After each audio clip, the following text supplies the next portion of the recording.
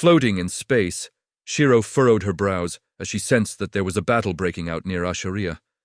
What the hell's happening? The relic shouldn't be appearing for another hour or so, Shiro muttered quietly. Nan Tian, take over for me. I'm going back to check up on something. Shiro called out, but Nan Tian shook his head. Is it not better that I go have a look? Save your energy for this weapon, since without you we won't be able to make it. Nan Tian replied as Shiro furrowed her brows before nodding. All right. I'll open a portal for you. Asheria can't see anything right now, but it's detecting spikes of mana nearby. Once you spot anything, come back and tell me what happened, Shiro said as Nan Tian nodded his head. Watching the portal open in front of him, he walked through it and landed on the roof of the tower located in the center of the city. Pulling out his phone, he sent a message to the rest of the party. Let's see, that's everyone. Do you lot know what's been going on? Nan Tian asked, as everyone had teleported to the command center using Shiro's teleport modules. Not yet. There's been a few signs of combat, but we weren't able to see anything either. I'm afraid that if we were to go out now, the location of Asheria might be compromised, Lyrica replied as Nan Tian furrowed his brows. That's true. In that case, I'll teleport Asheria away first. It won't be too far away, but far enough so that it won't be dragging in combat.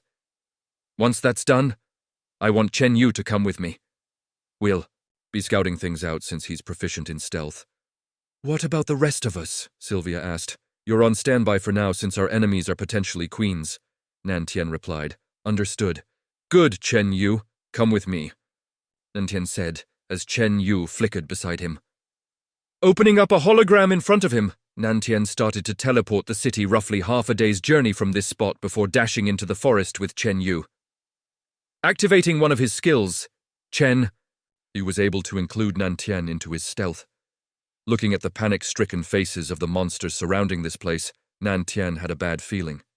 Bang! Hearing an explosion in the distance, the two looked at each other and nodded. Slowing down their pace, Nan Tian crouched out a branch and wanted to peek out when a presence appeared behind them. I suggest you don't look at the one causing this damage, since she's quite sensitive to people looking at her. Hearing a voice behind them, Chen Yu immediately flickered from his spot and pulled out a dagger while Nan Tian summoned his sword. Don't be hostile, I'm actually a big fan. You're the one who posted the video of that queen reviving everyone with her spell, aren't you? The woman raised her hands as her eyes flickered with interest. Furrowing his brows, Nan Tian looked at the woman in front of him. She had long black hair and green eyes along with a black dress. Are you perhaps Misu, the undead queen? He asked since he remembered Shiro telling him about her and how they met in the future.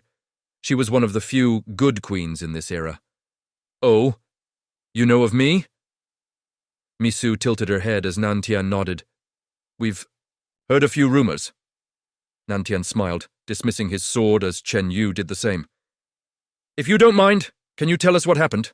Nan Tian asked as Misu nodded her head. Of course. Let's leave this place first, since I don't know if that crazy empress will be able to spot us. Misu nodded. Follow me. I'll take you to our temporary camp. Looking at each other, Nan Tian and Chen Yu nodded their heads and followed after her. Right then, what do you want to know? Misu asked with a smile. She was currently sitting on a boulder since their camp was in a cave. Looking at the runes around the place, Nan Tian couldn't help but feel as though they were a bit familiar, but set it aside for now. What happened? We were busy at the time, so we didn't see anything. All we know is that a fight has broken out, Nan Tian replied. Well, it seems like the Dragon Empress has gotten a little restless and decided to fight the queens before the relic appears. If anything, I'd say it's good for us. Though if you don't mind me asking, what's Shiro's goal in looking for this relic? Misu asked. What's your goal for coming here when a rainbow relic is spawning? Nan Tian smiled, not telling her about their goals just yet. Me? Well, I was just here to look for Shiro. I want to make an alliance with her. I think she's trustworthy from the things I've seen so far. If you're doubtful, I can make a vow right now and prove it to you. Misu smiled as Nan Tian shook his head. No. It's fine. We're not exactly going for the relic anymore. Oh, did something happen? Misu asked. Since they weren't interested, they must have gotten more information about this relic. Yes, the relic is a danger to everyone, so our goal is to destroy it. Destroy it? Can you even destroy something as powerful as a rainbow relic? Misu raised her eyebrows in surprise. You'll see. But you really aren't bothered about the relic, are you? Nantian chuckled. Nope, honestly, this might be the best outcome. The power of a rainbow relic would throw the balance in disarray. If a queen obtains this, she'll become a target and the others will team up to kill them. Once she is killed, the cycle repeats, so it might be best that a relic like this is destroyed. Misu shook her head. Well, this is how you can contact me. I need to report this information back to Shiro. As for the current fight, I think we'll watch for a bit longer. Making ourselves known will be quite dangerous. Nantian smiled as Misu nodded her head. Watching the two leave, she turned towards her subordinate. Why so tense? She was just observing us. Misu smiled.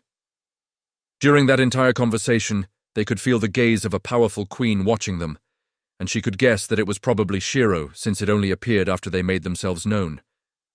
Plus, this cave was supposed to filter out gazes like that unless they have matching runes, so it proved that Shiro knew the runes from her world. It was strange, but Misu guessed that she probably found something in a dungeon. Anyways, let's survey the area some more. I'm surprised that we found Shiro's companions so soon. Hopefully, we'll be able to see her in person later. Misu smiled.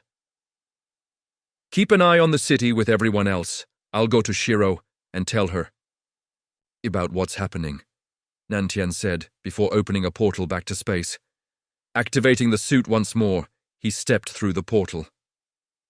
Seeing Shiro creating the weapon with sweat dripping from her face, Nantian was about to say something when Shiro opened her mouth. I saw what happened. I must say I'm surprised that Misu is a fan of me. In the future I saw we were nothing but business partners with me acting as the weapons dealer, Shiro said as Nantian nodded. With her having no interest in the relic, that's one less queen for us to worry about. The main problem is the Dragon Empress. Nantian frowned. I know. The Ice Queen warned me about her in the past. Unless we can distract her when I fire my weapon, I think she'll try to block most of the power, or perhaps even absorb it if she has a skill with a similar nature. Regardless, I want to make sure nothing blocks this weapon when it fires. Shiro sighed. If you want, when you fire the weapon, I can enter combat for a short while and stop her from leaving. That's quite dangerous. I was injured to this extent because I underestimated a subordinate. Your enemy is an empress. I'm afraid that even if I gave you some power, it'll be useless. Plus, I'm working on this weapon too. Shiro frowned. Don't worry, I won't fight if I don't have to. She's currently fighting other queens, so I'm hoping that if I do have to fight her, she'll be severely weakened. Nantian replied, as Shiro thought about it for a moment before nodding. True. Setting that aside for now, help me with this component. It's a bit hard to balance out. Sure. Meanwhile, there was a lone figure in the void. A small portal of sorts was slowly opening, but the speed was slow. Looking through the portal, they could see the queens fighting one another as it narrowed its eyes and smiled. Sitting in front of the corrosion zone, Cyrodiil narrowed her eyes with a frown since the queens were hiding once more. None of them dared to even look at her, so she couldn't find them. Tch, what a load of cowards. Cyrodiil gritted her teeth. When her world was transformed into a garden, she could remember how volatile the queens were, destroying cities that didn't submit to them with a casual wave of a finger. She could still remember her days as a new queen. Much like Shiro, she did try to surround herself with friends and allies. She saved those that needed to be saved and created sanctuaries to protect them from danger. With her control over dragons, she had even trained up dragon knights that rode on the back of dragons into battle. There were queens that refused to make alliances, and she was forced to kill them in the end, since they were a big danger. But once her power was known, more queens accepted her offer. She was on track to clearing the garden, but she gave them too much trust, and they betrayed her in the end. Even with her power and friends that could stand with her, they were overwhelmed in the end, due to the difference in the number. Watching her army fall, They decided to die by her hand instead, so that she could reach a higher level. Closing her eyes, Cyrodiil remembered the faces of everyone she had killed in her own world. Their looks of entrusting hope to her was imprinted clearly in her mind as she gritted her teeth. After killing everyone, she reached the mythical level 1000 and was able to push back the assault. She could remember their desperate faces after, realizing that they couldn't kill her after she reached level 1000 because of a single skill that she had obtained as a reward. Dragon Demi-Goddess Physique, + 70%. Damage, Nullification, + 70%. Elemental Resistance, + 60%. Divine Energy, Generation, + 150%. True Damage, Nullification, + 150%.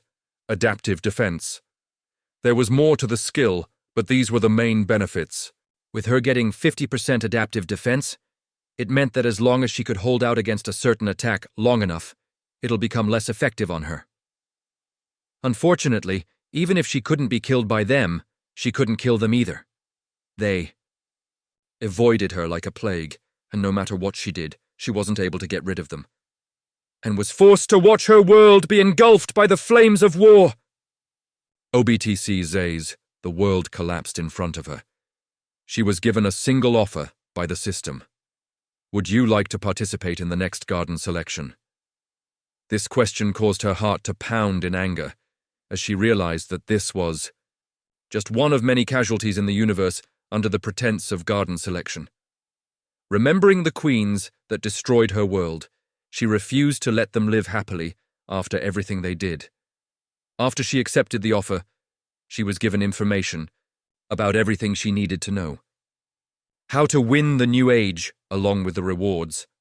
The promise that she could potentially bring back all those that she had killed pushed her on, along with the wish of killing the queens that destroyed her world. However, no matter how many times she killed them, they would always come back in the next garden. She tried to train people to become strong like her, so that they could follow her to the next garden, but unfortunately no one was able to keep up with her destructive power. Repeating this process over and over again, Cyrodiil was always so close to victory, but it was always just out of reach. Then it happened. Adaptive defense has activated. All of the erased memories came flooding back. When she manages to become the final victor, the world will be destroyed. The queen that appeared in that host world was the only one given a chance at the rewards. Everyone else participating was just to act as a trial. The system had tricked her. She never had a chance to begin with. She spent the next few garden runs trying to help the new queen, but they were never up to standard. They tried to surround themselves with allies and forgot to cultivate their strength to the limit, then they died. It felt hopeless. No matter what she did, good path, neutral path, evil path, everything ended in misery. The completion of the garden seemed to be impossible. Then she had an idea. If they couldn't kill the other queens, why couldn't she do it? She'll take all the EXP, boost her level to the highest degree, then let the queens kill her so that they could end this cycle. But that didn't work out. After allowing a queen to kill her, they became drunk on their power, thinking that they were number one after slaying the Dragon Empress, and died to the alliance of multiple queens. She tried to make it so that they were the only two queens left, but at that point, the other queen couldn't kill her even if she stood there and did nothing. She tried to avoid obtaining the Dragon Demi-Goddess Physique by limiting her EXP gain, but without her killing the more dangerous queens, the host queen died and the world ended. She didn't know how many gardens she had entered, but this one was going to be no different. She had already located the host queen. A girl named Shiro had her video broadcasted to the world, showing the sight of her saving people. Seeing the same actions being taken, Cyrodiil felt hopeless again. Behind her facade of a battle-loving maniac that slaughters everyone, she just wanted the system's cycle to end. Everyone had parts of their memory erased, so each garden felt fresh, but for her it was just torture. She was watching the same thing happen over and over and over and over and over and over. She didn't know how many years she had been stuck in this loop, but the moment she pressed yes to the system's offer, she was bound. The only one that could Break the chain was the host queen, or so she thought. Then she found out a piece of news. This was the last garden, the last cycle. Before everything is reset, it was either this queen succeeds or everyone died. She could remember what she had done that day. She laughed. She felt freed. A sense of joy washed over her mind as she could finally end her torture. Even if she died for good, it was okay. At this point, she didn't care anymore. Let the world end for all I care. She laughed. For the final run, she would do whatever she wanted. Do anything that came to mind. Kill the queens that harmed her in the most painful way so that she died. With pleasant memories. Deny the plans of eldritch beings that wanted to invade. Nothing mattered anymore. It was the last run after all. There was just one regret, though. She was never able to figure out the system, nor could she get rid of it.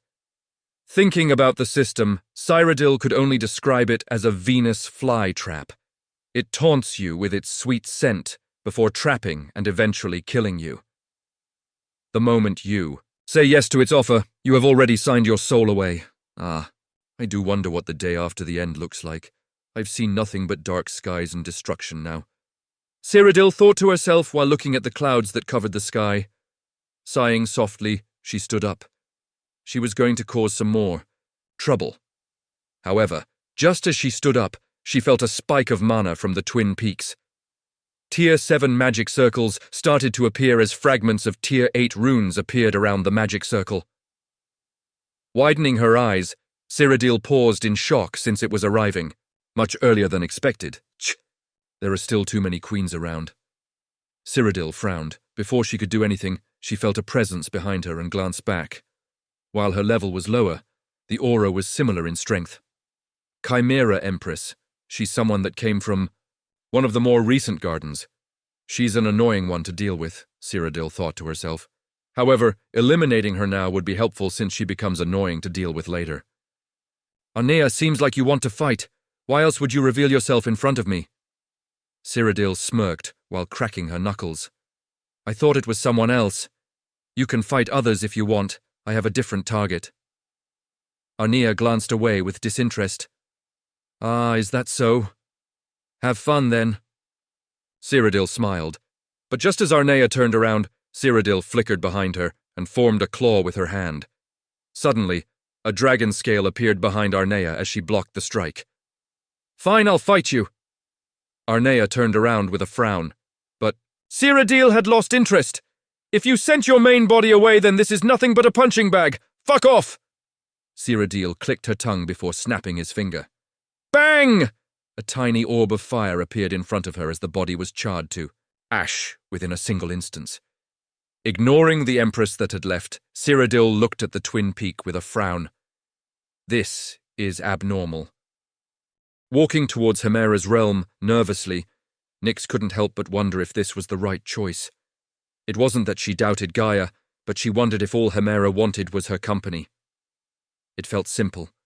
She was a goddess that had lots of people, noticing her even amongst gods, so the fact that all she wanted company was a little surprising even for her.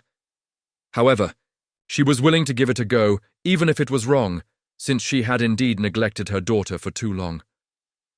Opening a pathway, she halted her steps when she saw Hemera sitting on the floor with tears in her eyes.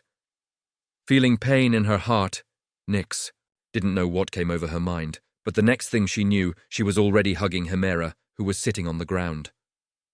Opening her mouth, she muttered 2 words.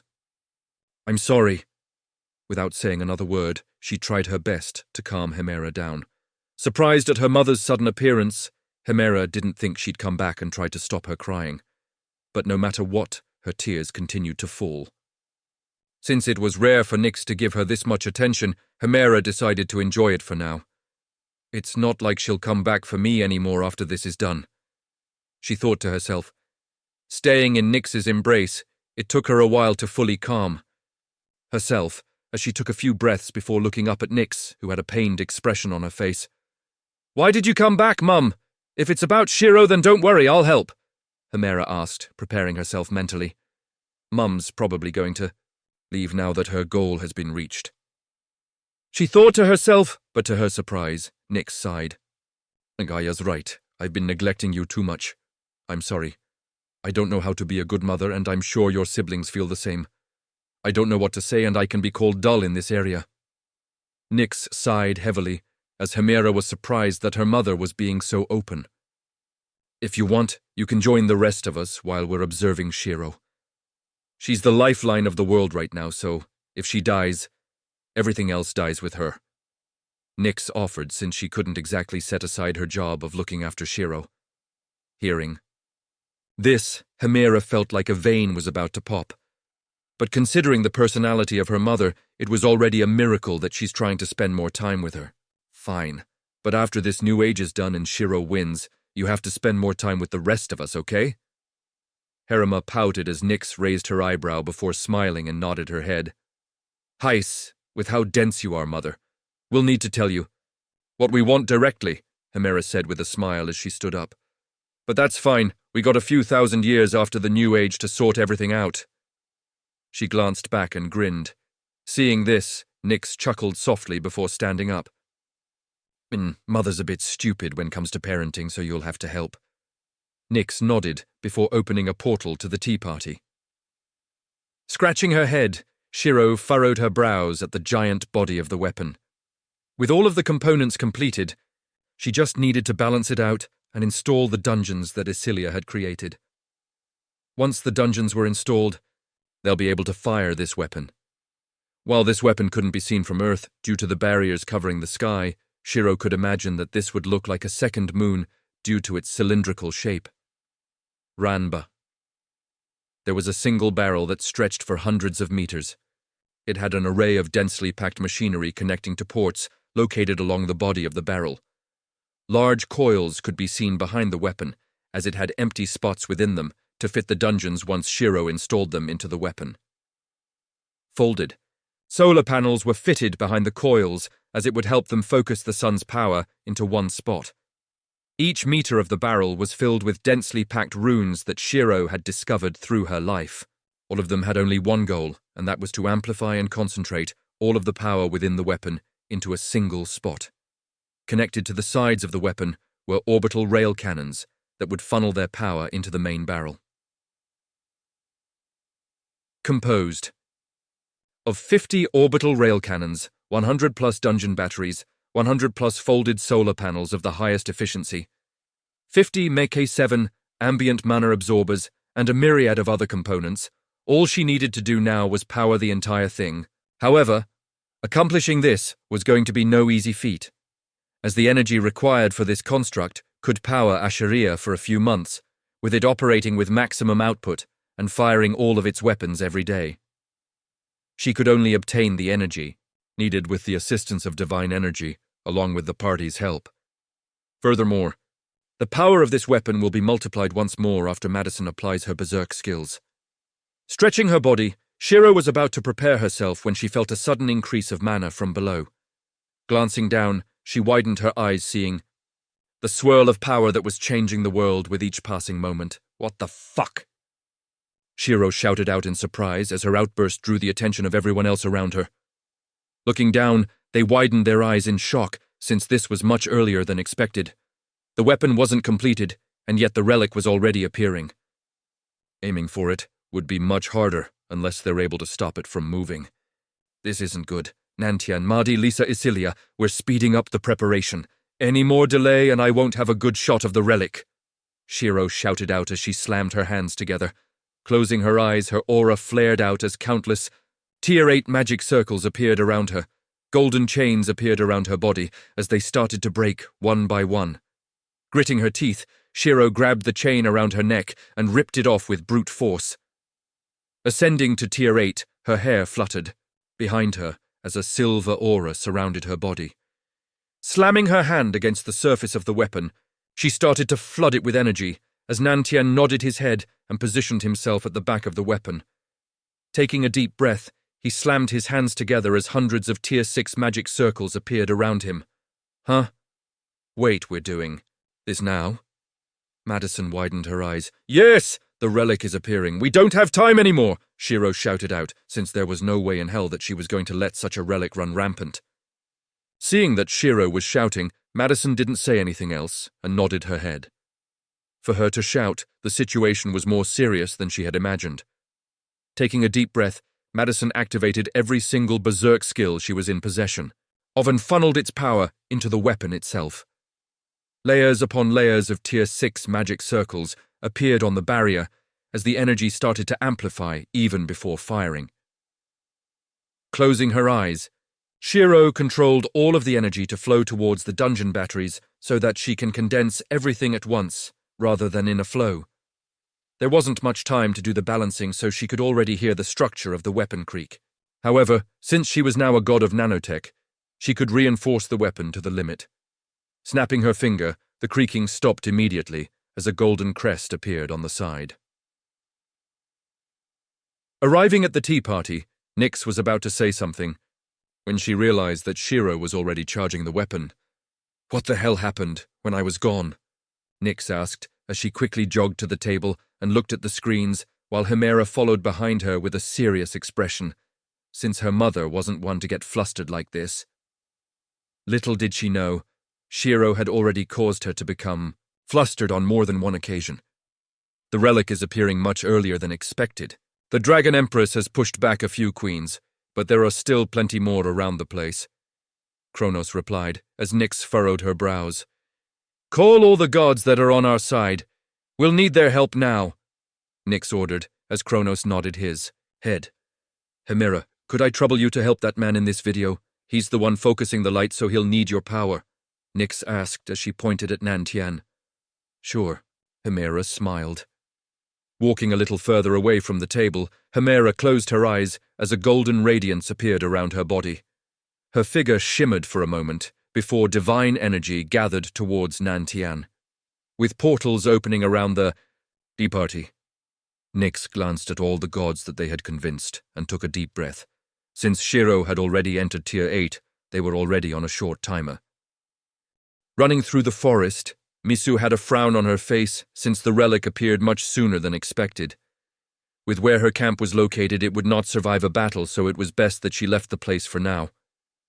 Thankfully, the humans I saw earlier have retreated a safe distance away. With the Dragon Empress guarding the perimeter of the relic, she should be occupied for some time if the other queen attack her all at once. Misu thought to herself, since the most dangerous person here is Cyrodiil, if she gets the relic, everyone here will die. Just as she was about to leave the area, she noticed that there was a queen following her. Furrowing her brows, she didn't hesitate to slam her hand down against the floor. A circle of shadows exploded out as skeletal hands erupted from the ground. "Inche, I knew there was something disgusting about you, so you're a controller of undead." A hostile voice rang out as a woman revealed herself on a tree. She had blonde hair that fluttered behind her as her crystalline blue eyes glared at Misu. "Liliana, LVL 630, Celestial Lightning Queen. And that makes me someone evil?" Misu replied with a smirk. However, she was worrying in her mind. Since the enemy was a controller of lightning, her undead are going to be at a disadvantage against her. "Yes. Anyone who defiles the circle of life is evil," Liliana retorted as she swiped down with her hand. Suddenly, a Tier 6 magic circle appeared above Misu. Dark clouds instantly formed as Misu widened her eyes. Slamming her hands together, layers upon layers of skeletal hands bloomed around her. Bang! Lightning flashed as the bones were shattered to ash without any resistance. Gritting her teeth, Misu's body was flung back as she flipped in the air and drew a few runes in the air. Spectral spears appeared as Misu sent them flying towards Liliana. Narrowing her eyes, Liliana ducked down and dodged the spears. Muttering a word under her breath, her body disappeared and appeared above Misu. There was an orb of lightning in her hands as Misu had a bad feeling about this orb. Without hesitation, she spread her hands out in front of her as a gate opened between the two. "Jorna, protect me!" Misu shouted out. "Hurrah!" Letting out an ear-shattering roar, a skeletal dragon head appeared from the portal as it tried to bite Liliana in half. Clicking her tongue, Liliana redirected her attack towards the dragon instead. Ksh! Decimating the head in an instant, the body of the undead dragon slumped down for a moment before runes appeared in the air and it was repaired. "Well, aren't you hostile? Do you attack everyone you see?" Misu asked as she opened more portals with undead familiars surrounding her. I don't attack everyone I see. However, I cannot accept a hedonistic power like this to exist. As long as I'm around, I won't let you rest easily. Liliana replied as she stomped down. Roba raising her hand into the sky, a tier 6 magic circle appeared as lightning flickered on her body. Stop her! Misu commanded as she summoned a dagger and cut it across her palm. Slamming her hand down into the ground, the blood started to spread out into the shape of a magic circle. Seeing this, Liliana frowned as a lightning serpent coiled around her arm. Kill them quickly, Liliana ordered. Tschüss! Lashing towards the skeletal familiars, the snake enlarged its body as it swallowed all of them into its stomach and disintegrated them. Flinching slightly, Misu gave them a silent prayer in her heart. Before the snake could reach her, bloody chains erupted from the blood magic circle as Liliana felt disgusted at the sheer amount of miasma being released by Misu. The trees started to wither away as the area surrounding them started to change. Realizing that she was being dragged into a domain, Liliana clicked her tongue. I'll retreat today, but I'll be keeping an eye on you, heathen. Calling the snake back to her hand, she disappeared from her location as Misu sighed in relief. Removing her hand from the ground, the chains started to disappear as a figure appeared behind Misu. For you to have tried to summon my true form, you must have been quite pressured, huh? Her subordinate asked as the shadows returned to his body. Well, she was my direct counter, so there wasn't much I could do. Setting that aside, did you manage to do what I asked of you, or did my summoning stop you? Misu apologized as she walked towards where her familiars were destroyed. Waving her hand, small pieces of illusionary fragments of them gathered towards her hand as she couldn't help but feel her heart ache. May you have a better life next time. Thank you for your service. Misu sighed as she let the fragments drift off in the air. Your summoning did stop me, but I was able to find out some information. The man shook his head as Misu raised her eyebrow. Oh, what did you find out? Gods are involved. There are quite a few crests etched around the mountain, and some of them are rather familiar. They're also the ones placing the corrosive aura around the place that prevents us from entering. Even with my current body, I wasn't able to stay in the aura for more than 10 minutes. If I was in my true form, I'd say I can stay for around 30 minutes, since this is a zone with multiple gods working with one another. He replied as Misu furrowed her brows. That's serious. Min, though none of them have noticed me yet. He smiled as she sighed in relief. That's good. However, there's something else I found that's rather interesting. It was only a coincidence, since I noticed a spike of divine energy before it disappeared, or rather, was camouflaged. Bringing his hands together, a tier 6 magic circle appeared in front of them as he raised it above Misu's head. Snapping her finger, the magic circle became a lens of sorts as Misu glanced up. Seeing the weapon that was in construction, she widened, her eyes as her breathing halted for a moment. Seeing the amount of energy being gathered towards the chambers, she felt cold sweat fill her back as she couldn't even begin to imagine the destruction this weapon could cause. Is she crazy? That'll destroy the continent. Misu shouted out in surprise, but the man shook his head. Nope. I'm afraid she needs a bit more power if her goal is to destroy the relic. You have to remember, a rainbow relic is something that is equal to the domain of gods. If she wants to destroy this relic, she has to essentially kill a god. The man narrowed his eyes. Noticing a few flickers of light, he paused in surprise before smiling, though it seems like she has quite a bit of help. Anyways, this little expedition has me feeling quite exhausted. Unless the situation is dire, I won't be appearing for a while.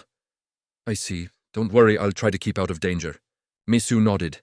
Closing his eyes, the man's aura seemed to weaken for a moment before opening his eyes again. Eh? Wasn't I dealing with a task that your highness had given me? Why am I here? He furrowed his brows, but Misu shook her head. I have summoned you since I was attacked by the Lightning Queen, but the danger's over now. Let's evacuate a bit further from here. It's going to get dangerous, Misu said as he nodded. Understood. Leaving the area, Misu couldn't help but glance towards the sky once more and marvel at how much power Shiro was about to control at this moment of time. To make matters more surprising, it hasn't even been long since the start of the New Age, and she was already capable of creating a weapon that can potentially kill a god. Of course, using the weapon in combat was a whole another question in itself, since no god will allow this, but the fact that she could have this kind of power now was the surprising part. She's just tier 6 right now. I wonder how much power she'll have if she reaches the demigod tier, though she'll need to discover her own divinity first. Misu thought to herself, unaware of the fact that Shiro had already reached demigod status. With the sudden appearance of the relic, fights started to break out as even Cyrodiil was being restrained by 3 queens at once. Since she was the biggest danger within this area, they decided to kill her first. Flipping back, Cyrodiil slammed her hand into the ground as flames erupted out, destroying everything around her in an instant. Pushing back the 3 queens, she cracked her neck and smirked. 3 weaklings teaming up to kill me is not enough. If you want to deal with me, you might have a better chance if you team up with the others. Cyrodiil laughed. We'll see about that. I'll admit, Dragon Empress, you are strong. I won't even think about fighting you alone. But with the 3 of us here, don't even think about leaving. A queen warned as purple mist started to appear around her. You think I of all people would think about running away from you? A tiny poison queen that can't even put a scratch on me? How funny. Cyrodiil laughed out as her aura flared out. The faint illusion of a dragon could be seen behind her as she pointed at the poison queen and slammed her hand down. Suddenly, claws made from flames descended from the sky. Before she could even put up any form of defense, Cyrodiil had already charged towards her. Don't space out, another queen warned, dashing into Cyrodiil with the help of the 3rd queen. Silver sigils appeared on their body as their speed increased. Bang!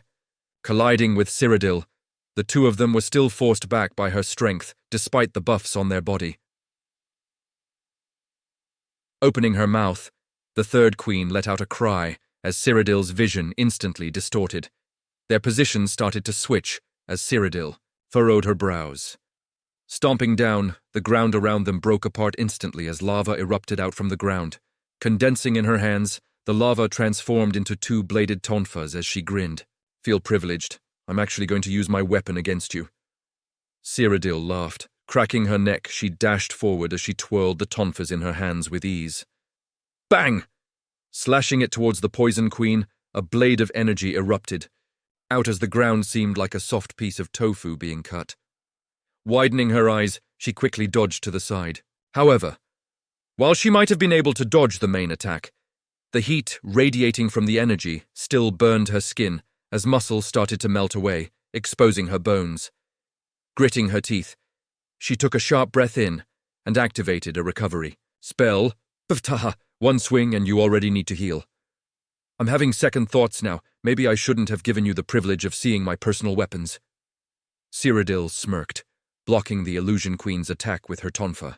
Even if I can't see you, hear you, or smell you, my body knows when it's in danger, illusion or not, so cheap tricks like this are useless.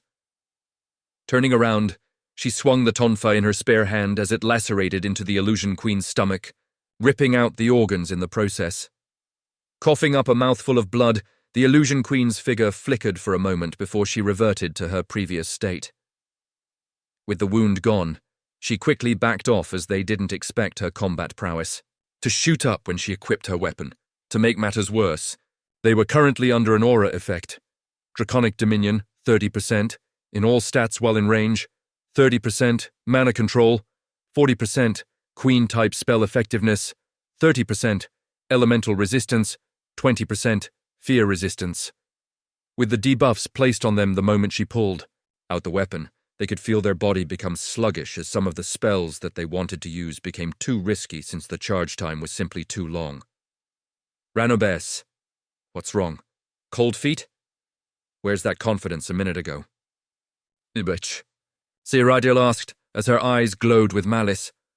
Clashing her tonfas together, inferno runes appeared on the faces of the blades as a red aura enveloped the surface. We should retreat, the 2nd queen suggested as she clasped her hands together. Suddenly, an array of tier 6 magic circles surrounded Cyrodiil as her aura started to dim. Who? You want to absorb my aura? Go for it. I want to see how much you can absorb. Cyrodiil laughed. Stomping down, her aura exploded forth the magic circles, instantly shattered apart.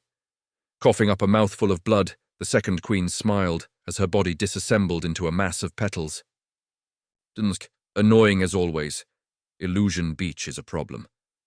Cyrodiil sighed as she stored her tonfas away. Cracking her neck, she looked towards the pillar of light shooting into the sky and decided to make her way towards it. She could sense a few fights breaking out nearby, so she was going to take her time and kill them one by one. While she wasn't one for sneak attacks, she might as well deal with them now. Humming to herself, Himera found it a little annoying that she had to bypass so many restrictions to materialize herself next to Shiro and the party. With so many restrictions around them, it made her wonder if Shiro was still a Tier 6 being, since this is the kind of restriction they put on Tier 8 beings. Clearing the restrictions, she smiled and stepped through the portal. But just as she took the first step through, she was overwhelmed by the whirlpool of energy surging around them as she had to quickly brace herself to avoid being sucked away. "What the hell?" Himera shouted out as Shiro instantly looked toward her with confusion and wariness. "Who are you?" Shiro warned as weapons instantly formed around her.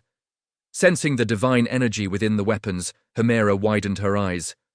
"Ah, your mum sent me to help that man over there," Himera quickly replied as the weapons started to charge. Wait. My mum's Nyx. She's getting gods to help us." Himera quickly shouted out since she didn't want her avatar to be killed. Immediately, otherwise it'll take her a while to come back. "Nyx sent you. Why didn't you say that first?" Shiro clicked her tongue since that caused her to waste a bit of time. Dismissing the weapons, she focused her attention back on the cannon. Seeing her reaction, Himera wanted to cry. "Whoa! I'm a goddess, aren't I? Why are mortals so scary these days?" she thought to herself. Floating over to Nantian, she couldn't help but feel a little scared. If the pretty lady was this scary, what about the guy? Sorry about that. She's just a bit tense right now and... It's understandable. Nantian apologized, while densely packed magic circles swirled around him. "Polite guy!" Himera shouted out in her mind. "Ahem, that's fine. Mum told me to come here and help you. While I'm not a widely known goddess, I'm still the daughter of a primordial." Himera boasted as she snapped her finger. Suddenly her crest appeared on Nantian's hand as the magic circles around him were instantly upgraded to Tier 8. Widening his eyes, Nantian was a little surprised, but things didn't end there. A multitude of crests began to appear along the weapon's barrel as Shiro raised her eyebrow. She recognized a few of the crests, as some of them had even given her their blessings. Glancing up at the sky, she could see the stars flickering as a new surge of divine energy filled her body. Channeling it into one of the dungeons, Shiro could see the dungeon transform as golden runes appeared on the gate. Channeling each of the crests into a different dungeon, Shiro created 10 divine energy batteries, since they were only filled with the energy from different gods. With their divinity infused into the weapon, Shiro could sense its power being increased due to the passive effects. For example, Asteria's divine allowed the weapon to become strong the more stars are present in the sky.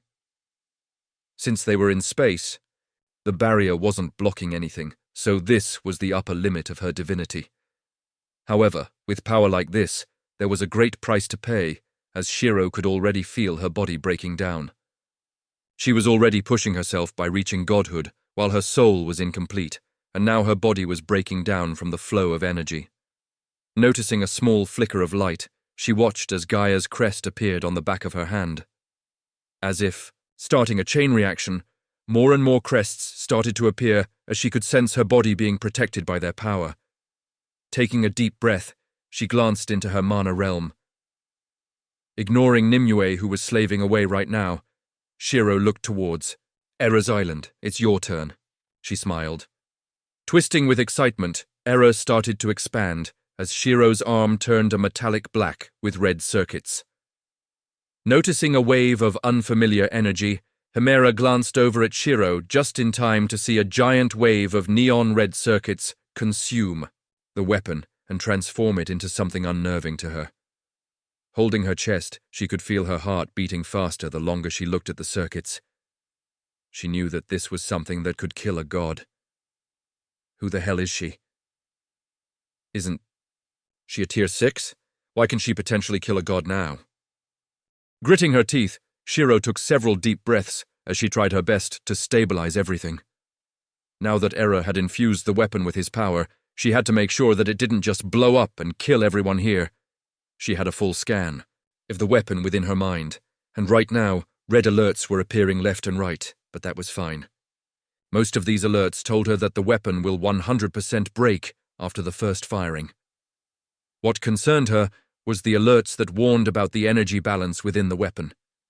Clasping her hands together, Shiro crafted a tier 8 magic circle around the weapon so that it could contain the energy even if it becomes a bomb, since they can redirect that energy into the first shot.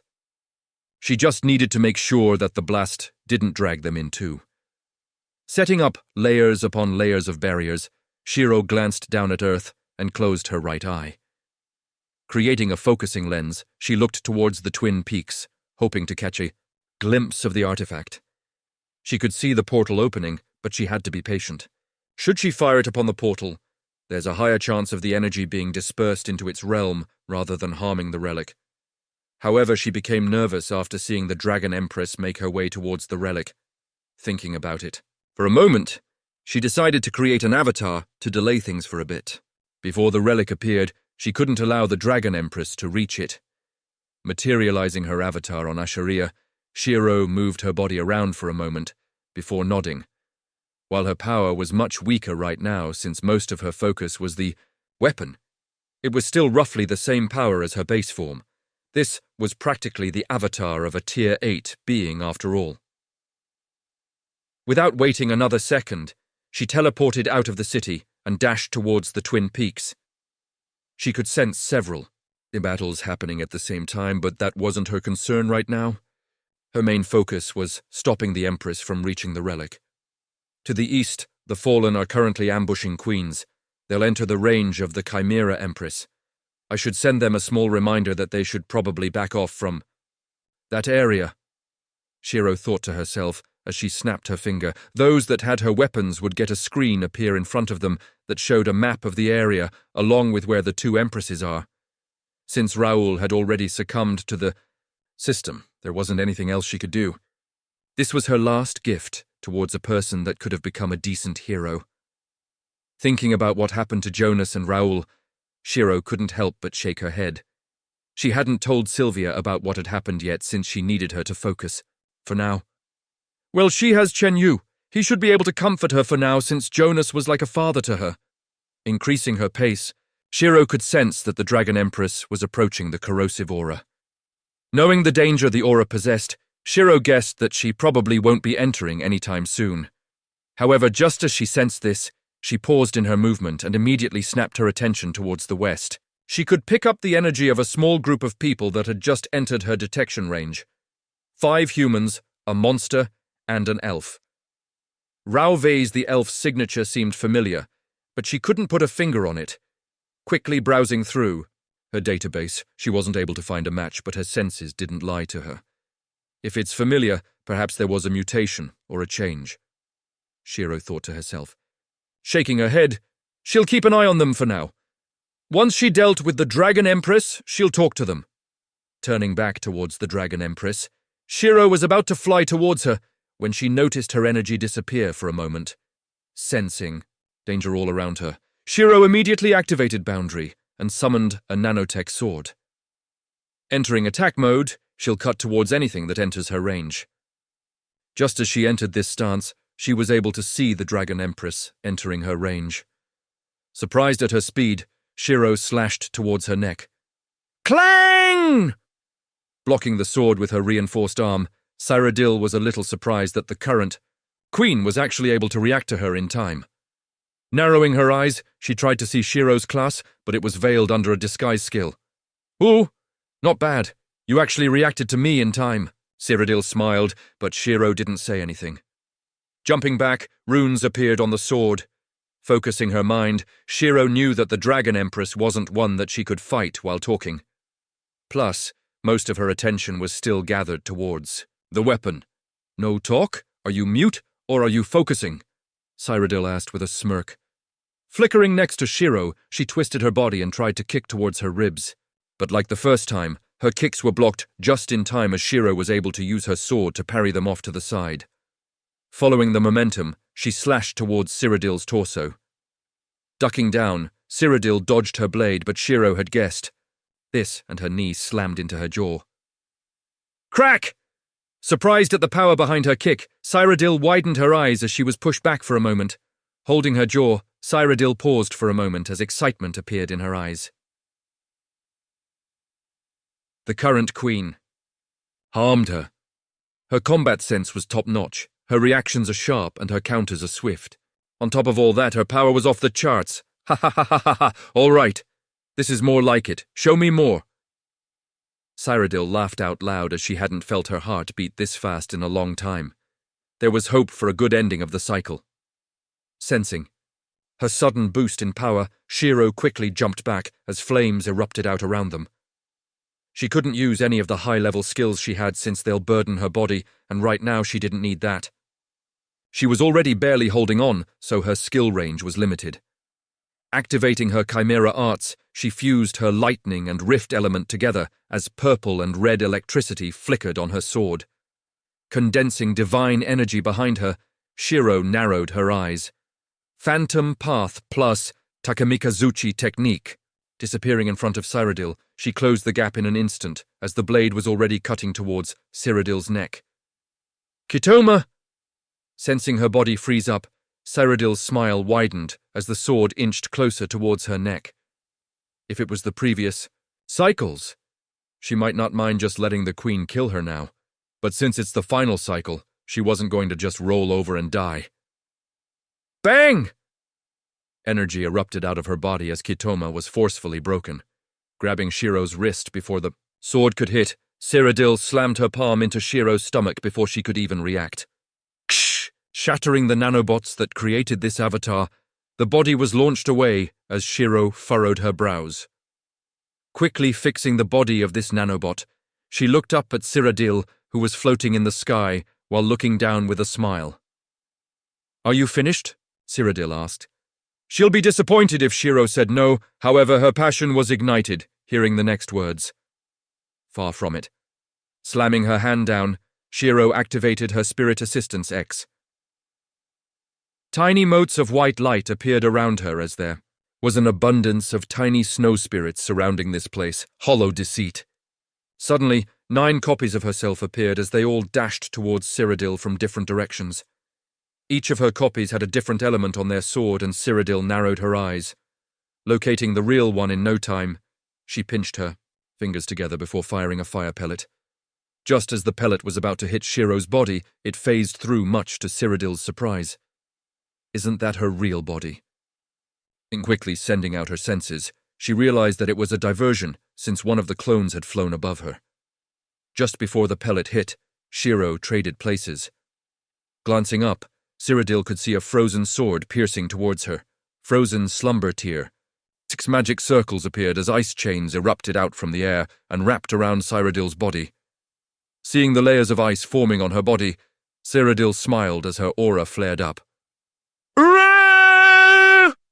The illusionary image of a dragon cried out in anger as all of the ice was melted in an instant. Even the sword thawed before hitting her, and the water evaporated. Looking up with a grin, Cyrodiil wondered what else Shiro would show her. Thankfully, she didn't need to wait long. I have a daughter named Yin. She's probably a bit annoyed with me since I haven't been playing with her for a while now, but she has always boasted that her fire is stronger than the lizard's. Let's give that a go, shall we? Shiro's voice rang out as the rift opened, revealing Shiro with her sword being coated by a purple flame. To call a dragon lizard. I truly wonder who your daughter is. Cyrodiil laughed as her own fire erupted around. Her body, she's a fucking glutton, Shiro smirked. Bang! As the 2 flames collided, Cyrodiil raised her eyebrows, since the purple flame immediately tried to consume her fire, wanting to assimilate it into itself. Taking it as a challenge, Cyrodiil smirked as her aura intensified immediately. With the Two flames, contesting against one another in power. The queens that wanted to take advantage of this couldn't even approach, since the flames would burn away their bodies almost instantly. As for Shiro, she expected Cyrodiil's flames to be powerful, but this was a little crazy. Her avatar is made from Tier 8 nanobots, and yet they were slowly being melted away. Not to mention, she had destroyed her nanobots a moment ago when she slammed her palm into her stomach. Even though my power is only Tier 6, this avatar should be at least Tier 7 in strength. For her to be able to shatter parts of the avatar, I don't even think I can fight her normally. My berserk skills focus on increasing my power, but don't do much when it comes to my defenses. Without ascending to Tier 8, I will definitely lose, Shiro thought to herself. While she could use extraction, she needed to use it on the being that will arrive with the relic. Suddenly, both Shiro and Cyrodiil felt danger around them as they quickly separated and put up their guard. A myriad of insects and beasts surrounded them as they attacked without warning. Twisting her body, Shiro slashed towards them as a horizontal blade of fire exploded out, cutting them in half. As for Cyrodiil, she only snapped her finger as motes of fire exploded next to them, charring them to ash instantly. "I didn't take you for someone that would launch a sneak attack like this," Cyrodiil called out as Arnea revealed herself. "Well, you were occupying my target, so I figured I might as well take the shot." Arnea smirked before glaring at Shiro. "I know I'm cute. You don't have to stare so intensely. I might get embarrassed." Shiro acted bashful as Arnea could already feel like a vein was about to burst. Ignoring Shiro, Arnea looked at Cyrodiil. "You can get the artifact if you want. I just want her life," Arnea said as Cyrodiil laughed. "You know, I didn't care if you killed her or not a moment ago, but now that you've attacked me too, let's just say I'm not one to let someone hit me without punishment. Whitey, I don't really need help killing her, but you can join in to get some EXP." Cyrodiil smirked as Shiro raised her eyebrow. "Aren't you here for the relic?" "Imbiffed. I can get the relic after I kill her. Plus, it's not like the other queens are able to hinder me by much." Cyrodiil laughed before cracking her neck. "Enough talking. Keep up if you can."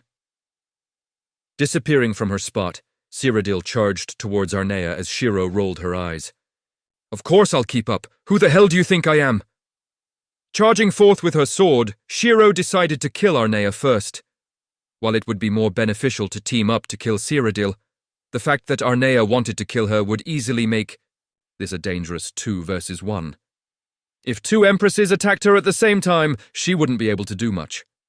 Ranobes following behind Cyrodiil, Shiro flexed her fingers as several sigils appeared on her body. Applying some buffs to the two of them, Shiro focused her senses and activated Boundary. She was going to act as support for Cyrodiil, since she was stronger in terms of physical prowess. Raising her eyebrow, Cyrodiil was a little surprised at the buffs that Shiro could give her, since it was more powerful than she had expected. With her impression of Shiro improving with each second, Cyrodiil decided that she'll observe for a little bit after killing Arnea. She wanted to see what Shiro would do with the artifact if she obtained it. Twisting her body, Cyrodiil grappled towards Arnea, who sent a swarm of creatures towards her. But before they could even reach Cyrodiil, a web of slashes appeared, cutting the creatures in half as Shiro's shadow could be seen behind Cyrodiil. Stomping down, a Tier 6 magic circle appeared behind Arnea as lightning flashed out, striking Arnea's back. Bang! Gritting her teeth, Arnea dashed towards Cyrodiil with bones protruding from her body. Dashing forward fearlessly, Cyrodiil grabbed the bones without fear. She could sense that Arnea wanted her to grab the bones, but with her passive skills, she was cleared from most negative effects. Keeping a firm hold on the bones, she slammed Arnea's body down as her knee cracked against her cranium. Crack! Hearing the bones break, Arnea's head shattered in half, as Cyrodiil could see rows upon rows of teeth trying to chew into her leg. Green flames erupted out of her as she could feel her body being healed. Glancing back at Shiro, Cyrodiil smirked before grabbed Arnea and flung her body behind Shiro. Just as the body passed her, Shiro brushed her finger along the body as nanobots exploded out, stabbing into the real Arnea that had appeared behind her. Grabbing her sheath, she made a small signal towards Cyrodiil before making a gauntlet on her right hand. Stepping on the sheath, Cyrodiil braced herself since she noticed that Shiro wanted to use the sheath as a springboard of sorts. Bang! Punching the sheath with her gauntlet that had been enforced with several spells, Cyrodiil's body was launched towards Arnea as nanotech blades appeared around her. Before Arnea could even react, Cyrodiil created 2 bone whips that latched onto her neck and dragged Arnea closer. With the nanotech blades tearing into her flesh, Arnea gritted her teeth as her blood poured out without restraint. Shattering her body apart, the blood evaporated into a mist that filled the area. Unfortunately, for Arnea, it wasn't even able to last for a second before it was all filtered thanks to Shiro's nanotech. Glaring at the two in anger, Arnea slammed her hands together as Shiro sensed danger. Without hesitation, she activated the upgraded version of Celestial Path. Mana suddenly disappeared in a 300-meter radius around them as the 3 of them started to fall towards the ground. The magic that Arnea had been preparing was shattered apart as she could only widen her eyes at the duo who were able to follow up with one another. Cyrodiil was responsible for close-quarters combat that protected Shiro, while Shiro provided support through a myriad of spells. Now that her mana was sealed for the time being, Arnea could only raise her arms as Cyrodiil reached for her head. Grabbing Arnea's wrist, Cyrodiil dragged down her guard before elbowing her in the mouth, the real one. Cyrodiil smirked, since she could tell that this was Arnea's true body. Using her spare hand, she jabbed Arnea's throat and quickly dislocated her jaw. With most of Arnea's attention being placed on her jaw, Cyrodiil took this opportunity to punch her chest, shattering her ribs as the bones pierced her organs. Coughing up a mouthful of blood, Arnea could only glare at Cyrodiil hatefully and stuck out her tongue. There was a rune etched on the surface as it flickered for a moment, before her eyes became dull. Seeing this, Cyrodiil furrowed her brows for a moment before clicking her tongue. What a slippery one. Tsh! Killing her is going to be a pain.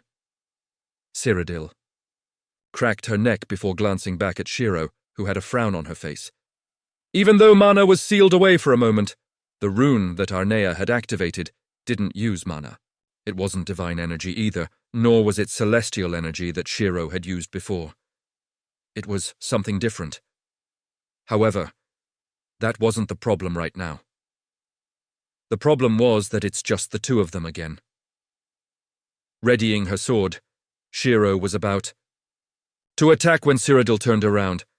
I've had enough fun for now. You can grab the relic if you want, since I don't have any need for it. Though of course, if you want to duke it out some more, I'm more than happy to oblige. Cyrodiil smiled as her aura flared. She doesn't seem to be lying. If I continue to fight her, I'll be using quite a bit of energy. It's probably better to conserve this against the other queens that want the relic. I just need to guard the area until the relic fully materializes. When that happens, I can fire the weapon without worry. It's best that I avoid fighting her. For now, I suppose. Taking a deep breath, Shiro kept her eye on Cyrodiil before teleporting away. Seeing that Shiro had disappeared, Cyrodiil chuckled to herself. Looking around for a moment, she wanted to find a good vantage point. She wanted to see what Shiro would do. After all, the artifact that will appear soon is a corrupted artifact. The only thing it's good for is mass destruction. Distancing herself from Cyrodiil, Shiro narrowed her eyes towards the twin peaks. Sending out a few drones, she noticed that the corrosive aura was still there. Even though the range of it had decreased, it was still blocking people from reaching the relic. It should completely disappear in around 15 minutes or so, Eijiro thought to herself as she sat down on a branch. She could sense that fights were intensifying, and a few of the queens have already been forced to retreat from this area. However, while they did retreat, Shiro guessed that they still stuck around since they wouldn't give up on a rainbow relic with just a small defeat. There is still the chance to steal it at the end. Funnily enough, Shiro could sense the Ice Queen's mana within one of the battles. The last time they had met, she had warned her about the Dragon Empress. I'll meet her later. For now, I'm more curious about the group of humans that I sensed. Shiro thought to herself. Glancing towards their direction, she started to make her way over. It was best that they left the area if they're good-natured people, since there's a high chance of being killed.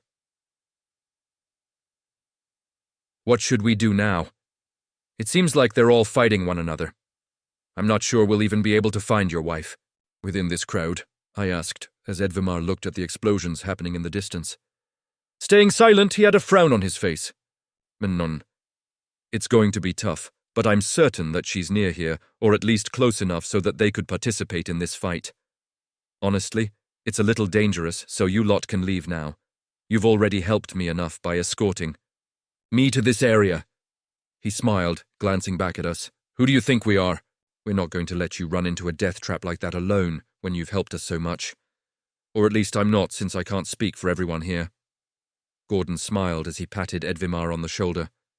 I'm just tagging along since it's hard to find truth-worthy people like you guys, especially in a time like this. Cadme giggled softly while eating some rations that she had prepared. Same with us. Lyle wrote out at the same time as Eric nodded his head. Well, you saw their response. Do you think we'll let you go alone? I shrugged my shoulders as Edvimar chuckled. What do you think, Nitha? I glanced up at Nitha, who copied my actions, causing Cadme to laugh. All right. Don't worry, we'll just be observing for now. Once I see my wife, I have my own way of sending her a message, so we don't need to get too close. Edvimar nodded. Since we're here, are you able to tell us a bit more about this watchman that you had mentioned before? I asked, since the only thing we knew was that the watchman was someone that collected souls. Hearing my question, Edvimar paused as he contemplated for a moment. Taking a deep breath, he nodded. Sure. Sit down, since it might take a bit of explaining. Edvimar said as he looked for a spot to sit down. The watchman is a guardian of sorts. He is responsible for the souls of those that belong to the system, ones that are outside of the authority bestowed to even the god of the underworld, Hades. You can also think of the watchman as someone that keeps an eye on the souls of the queens. Edvimar started as we all sat around and listened carefully.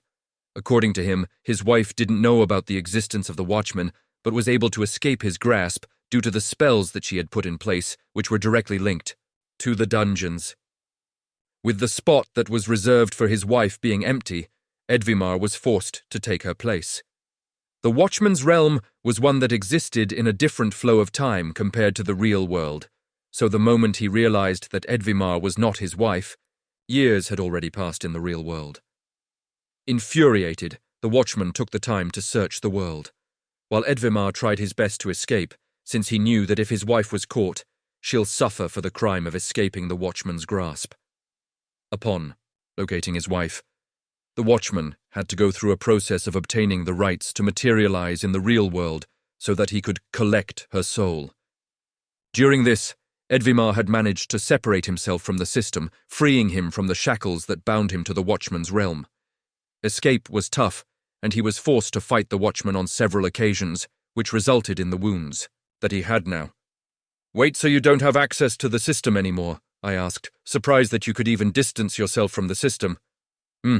All the power I have left is my own. Edvimar nodded. We stayed silent and tried to digest all of the information. All of the information that he had provided to us was quite astonishing, as most of it revolved around the system. No BTCZs, we stayed silent. I noticed that. Eric reached towards his mouth and sighed. Ripping out his stitches, he stuck out his tongue and revealed a magic circle. Sorry. He said, much to our shock, since we had presumed that he was mute. Suddenly, a portal opened behind him as a black-haired weapon exited out with a smile. Lyle froze up in shock, as Edvimar immediately dragged everyone back, while looking at Eric and this woman with a frown. The information that you have provided about the system and the watchman was quite insightful. Why don't you come to my city and have a nice long talk with me? The woman asked as Edvimar narrowed his eyes. Theria, LVL, 650 Beast Queen, I'll be... Fine, thanks. But what did you do with Eric? Edvimar asked, as his aura flared up. Nitha was shivering in fear as she hid behind me, afraid of the queen. Oh, so his name was Eric. That's nice to know. I didn't do much except inject a bit of beast blood into him. All of his actions are under my control. I sent quite a few of these scouts around the world to gather information for me, but I must say, I didn't expect little Eric to give me such precious information. I might actually honor our little promise of keeping his brother safe," Theria said while reaching towards Eric's neck. Before any of us could say anything, Theria drew a thin line along his neck. Crack exploding into a mass of bones and flesh, we watched in horror as Eric's body was transformed in front of us. "Now then, I didn't want to stop you from meeting your wife, but I'm afraid you're a trove of knowledge that I can't give up," Theria said coldly as portals started to open around them. Gritting his teeth, Edvimar slammed his hands together and formed a Tier 6 magic circle. "Leave!" he shouted out to the rest of us as emerald energy flowed around him, transforming into several illusionary figures that wielded swords. "You're not leaving without my permission," Theria scoffed as beasts appeared from the portals. Gritting my teeth, I glanced back at Nitha and realized that she probably can't do much against this queen due to her title. What to do, I thought to myself. However, with our exit sealed off, there wasn't much else we could do but fight. "Gordon!" I shouted out. "I know!" Activating our berserk skills, we didn't hesitate and charged into battle with Edvimar. Grabbing a sword from my inventory, I slashed towards the closest beast. It's shallow, I thought. My blade wasn't able to cut deep before it was clamped down by the muscle of the beast. Letting go of my sword without hesitation, jumped back and allowed Gordon to follow up. "Ha!" Shouting out in anger, he slammed his foot against the back of the blade, forcing it to cut through the arm of the beast. Seeing this, Theria only snapped her finger and the arm was regenerated. "There's no point fighting back. Just roll over and die," Theria said with disinterest as her gaze was locked on Edvimar. She was surrounding him with beasts to make sure that he couldn't help the rest of the party. "To think I'd meet you here. Life is quite the narrow road, isn't it?" A voice rang out as Theria narrowed her eyes at the figure in the sky. "Young Quee?" "It's Empress, not Queen. Don't rope me into the same category as you." The girl cut her off as I couldn't help but glance up at the sky. Floating in the sky, a white-haired girl glanced down at us and smiled. Snapping her fingers, several blades surrounded us and killed the beasts in an instant. Last time we met it was in a dungeon. But to be fair, it was more of a vision of you rather than you personally. So let me introduce myself, formerly known as Nitri Vespira, now known as Shiro. I'm a friend of Isilia, and I'm sure she'll be thrilled to see her husband alive. The girl smiled towards Edvimar. Looking at the shocked expression on Edvimar's face, Shiro couldn't blame him, since she was just as shocked when she saw him from the distance. The moment his face was revealed, she understood why it seemed so familiar to her. However, they could talk later after she dealt with the Beast Queen. Looking back at the Beast Queen, Shiro narrowed her eyes. "You can speak now," Shiro said with a smirk as Theria chuckled. "Look at how your ego has grown. Did becoming an empress?" "Of course my ego has grown. Have you seen me? I know it's painful for someone like you to crane your neck up to see someone as fabulous as me, but can you blame me? Don't I just look adorable?" Shiro cut her off smugly while flipping her hair. She just wanted to piss her opponents off so that their attention is distracted. After all, there was something special being created just for her beneath her feet. It would be quite sad to see it miss. Being cut off for the second time, Theria stopped smiling as she could already feel anger building up. "Rude one, aren't you?" "I wouldn't say rude, but it's more about who has the priority of speaking, you know. As an empress, I'm one rank higher than you. I'm technically your senior in terms of rank. Of course, age might be a different matter since a granny like you deserves some respect, even if you're already a foot in the grave." Shiro sighed with a shrug. "Fuck it." Theria cursed as her aura burst forth. Snapping her fingers, Shiro destroyed all of the magic circles that tried to form themselves by enhancing her nanobots with Celestial Path. Since she had reached Tier 8 in attunement, her control over nanobots had increased dramatically. She can replicate the effects of her upgraded Celestial Path by spreading particles of nanobots into the air. I shouldn't have said that, should I? Old people like you are prone to heart attacks. If I say any more, you might die on me. Shiro snickered. Just as Theria opened her mouth to retort, a nanotech spike shot out of the ground as chains wrapped around her leg, preventing her from running. Widening her eyes, Theria didn't hesitate to cut off her legs as she flipped back, dodging the spike. Che, I was trying to do you a favor too. An old person like you won't get any action in bed. I can promise you that the spike will give you 100% pleasure. I know it's a little intimidating since it's sharp, but once you get used to it, it'll be fine. Though I haven't tried it out myself. Shiro shrugged. Oh, but don't worry, I have great reviews of those that have tried this out. None of them submitted negative reviews. Shiro clapped her hands together with a smile. Furrowing her brows, Theria healed her legs.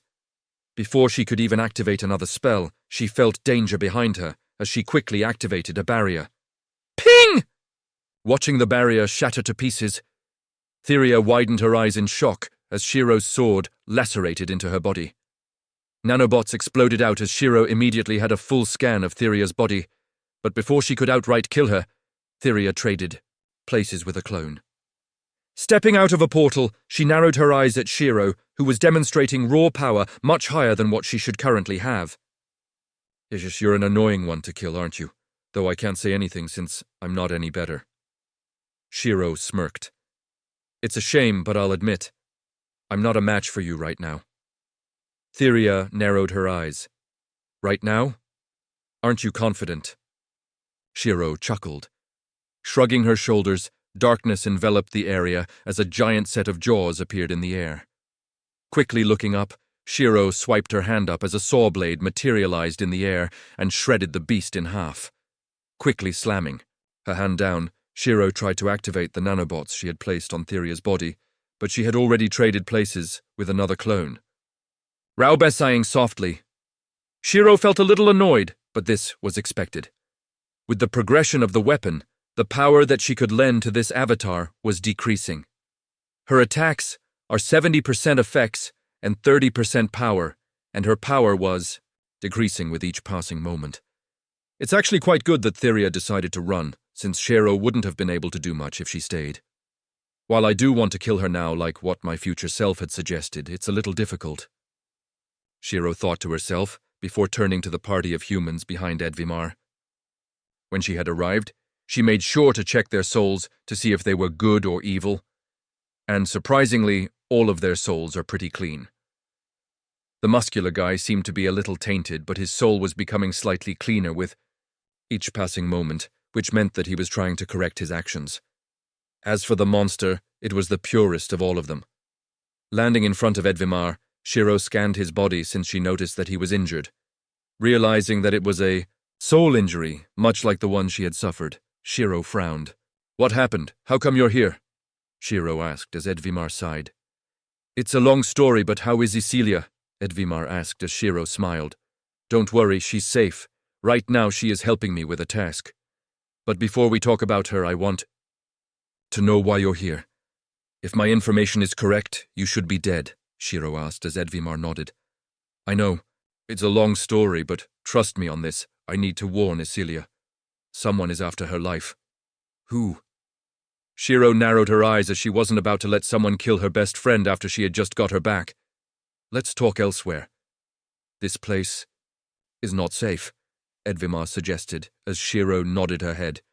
Sure. Would the rest of you be interested in coming to my city? Don't worry, there are no contracts involved, and as long as your friend doesn't attack people, which I doubt we won't have. Any problems? Shiro asked as she turned to the rest of the group. Looking at one another, they glanced at Lyle, who couldn't take his eyes off the corpse of his brother Eric. Kneeling in front of the mass of flesh, his body shook as Shiro noticed a dark aura wrapping around his body.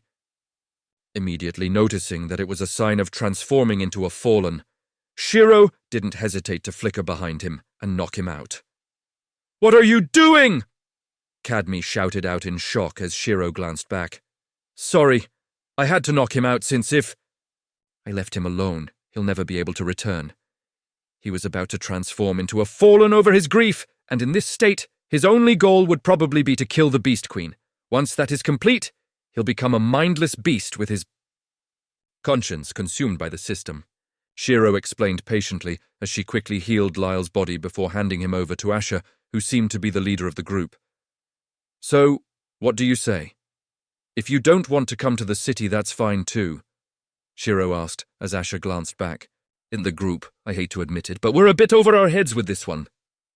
If Edvimar trusts her, I'll trust her too. I'm planning to go with them, Asher said as Cadme and Gordon paused for a moment before nodding their heads. Perfect. Oh, by the way, everything you saw earlier is a bit of an act to annoy the Queen. I'm not usually like that, okay? Shiro apologized with a soft chuckle and opened up a portal.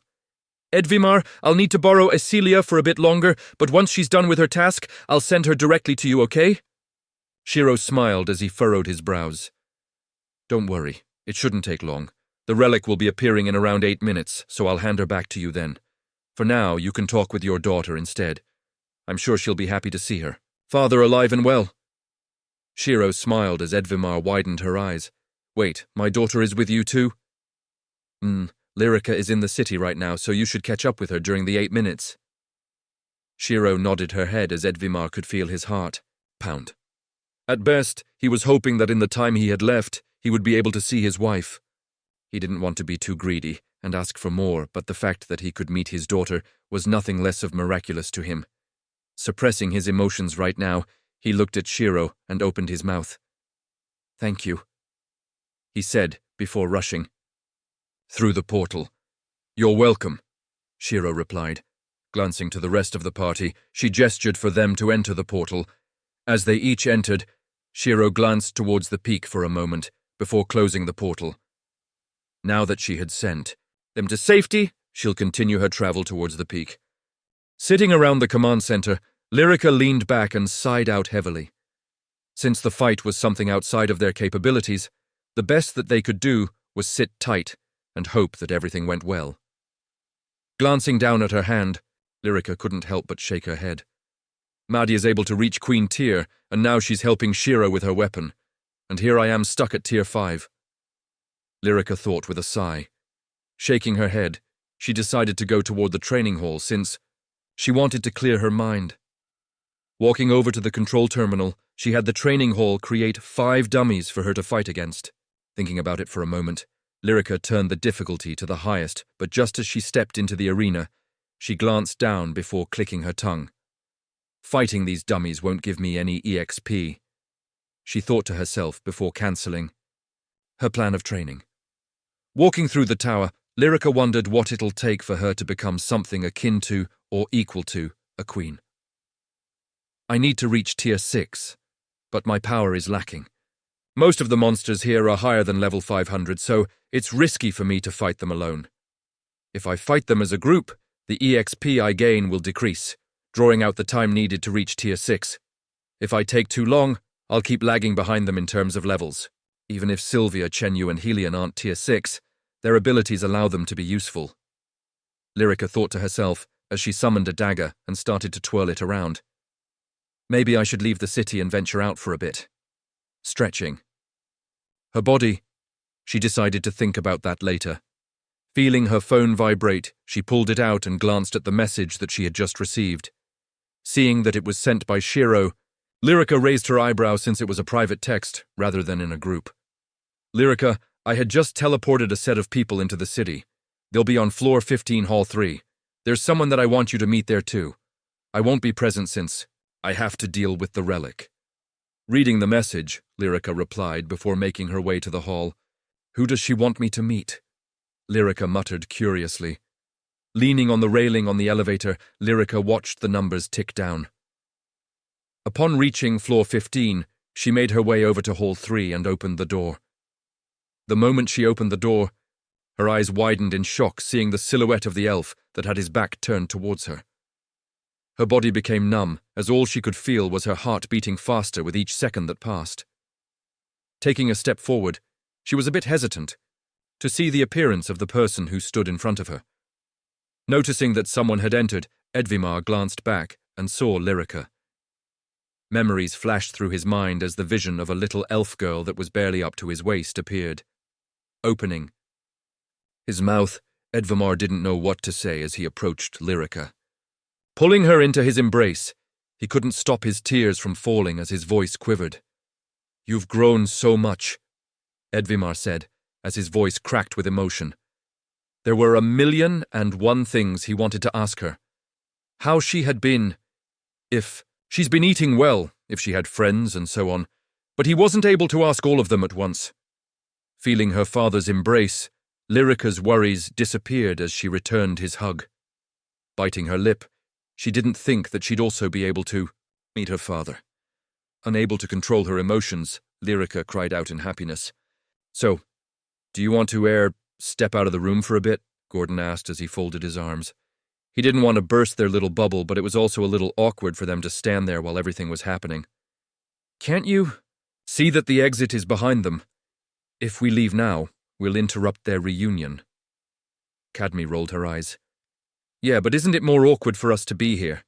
Gordon asked as Cadme glanced over at the father-daughter duo. Hesitating for a moment, she nodded her head. "That's also true," she admitted. "See, let's find a good chance to leave then," Gordon suggested, but Asher shook his head. "Why don't we make ourselves comfortable in the corner for now? Try not to make any loud noises." He smiled, happy to see that Edvimar had found his daughter. "And speaking of which, if Edvimar is king, then does that mean she's the princess of the elven race?" Gordon asked as he pointed at Lyrica. "Indeed." "What about it?" Asher replied as Gordon shook his head. "No, just a little surprised. I've seen posts about the elven royalty, but I didn't see much about this one." Gordon shrugged. "Well, it's his family business, so it'd be rude for us to snoop around," Asher said as he sat down by the corner with Nitha. Closing his eyes, he decided to rest for a little bit, since he felt a bit tired after so many dangerous close calls in one day. Looking at each other, Gordon and Cadme shrugged before sitting next to him. After taking a moment to calm her emotions, Lyrica looked at her father in front of her. While she was overjoyed that he is alive, there was the question of how he was alive. "I'm sure you have a lot of questions right now, and as much as I want to tell you everything, I need to find your mom first. She's in a lot of danger," Edvimar said as he could see the confusion in Lyrica's eyes. "Mom's in danger? She's a Tier 6 queen. What could endanger her?" Lyrica asked, as Edvimar sighed. "It's something more dangerous than anything a Tier 6 could handle. Plus, it's directly related to the system, so it'll be hard to fight against. We need to get your mother away from here as soon as possible, or else she'll be killed," Edvimar warned, as Lyrica furrowed her brows before nodding. "All right, I'll send a message to Shiro since Mum's with her right now." "No need. I've already heard everything. Edvimar, why don't you tell me who's after her life?" "Right now?"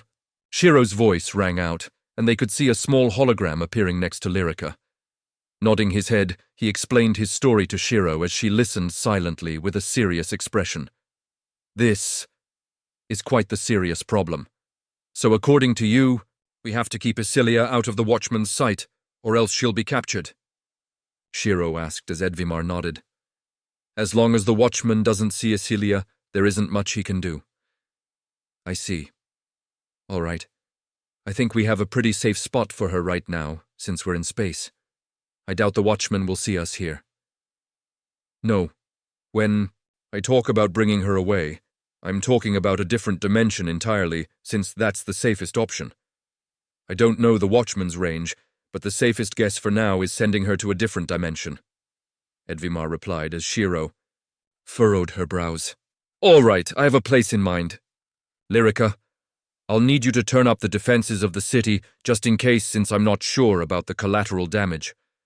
Let's just say that, even in Tier 8 form, it's getting a bit hard to control, so it wouldn't be bad to prepare." Shiro smiled as her hologram flickered for a moment. "Yeah, I can't spare more energy for this. I'll keep Isilia safe. Once the weapon is done, I'll teleport her away to a new dimension." Shiro reassured as the hologram cut off. Furrowing his brows, Edvimar wanted to say something when he felt pain surge through his body. Gritting his teeth, Edvimar was forced to kneel down as Lyrica quickly held onto him, preventing him from collapsing. "Ah, you okay? What happened, Dad? You're injured," Lyrica asked in panic, but Edvimar shook his head. "It's fine." "It's not fine. Come with me. I know a good healer. She might be able to help us." Supporting her father's weight, Lyrica immediately dashed out of the room as Asher and the party could only sit there with a dumbstruck expression. "So, do we just wait here, or are we supposed to follow her?" Gordon asked as Asher didn't know how to respond. "I think we stay here," Cadme replied after a short pause.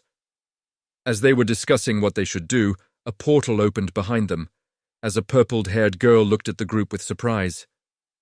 Well, I suppose if Lyrica saw her dad, then it's only normal that she forget. About you lot. Don't worry, Mum's already sent me a message about you lot, so I'll take you to your rooms for now. The girl smiled before looking at Neitha. Say, if you're tier 5 already, how come you don't have a human form like me? Do you need help? She asked while eating an apple. Surprised at the sudden appearance of this girl, Asher couldn't help but ask about her identity. Me? I'm Yin, Guildmaster of the Food Hall.